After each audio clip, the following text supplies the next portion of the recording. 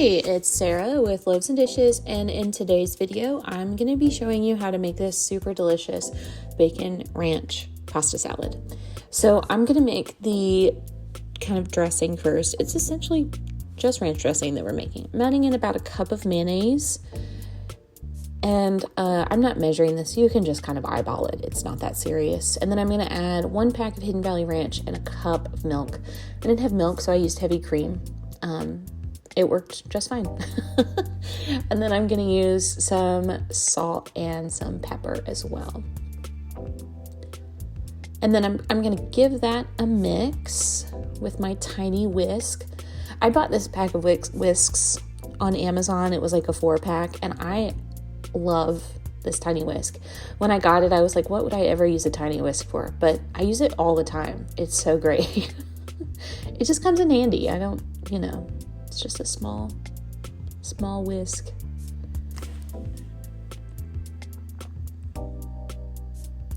But you just want to mix that around really well. You want to make sure you get out as many lumps as possible.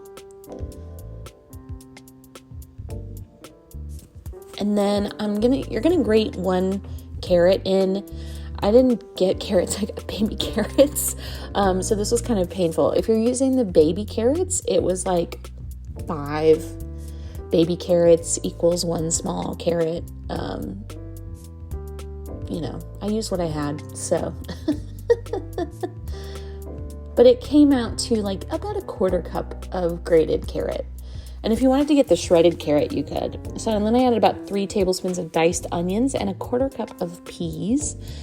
And I've got 4 slices of bacon that I made really crispy, and I'm just chopping those up into, smallish pieces. And I'm adding that into my mixture.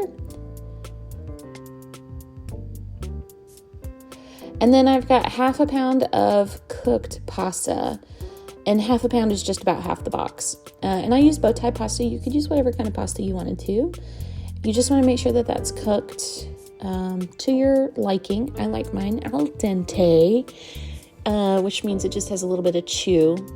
It's like soft and everything, but it's chewy. And then I'm just mixing that all up. And then once you get this mixed up, you want to set it in the fridge for like an hour or 2 to cool down.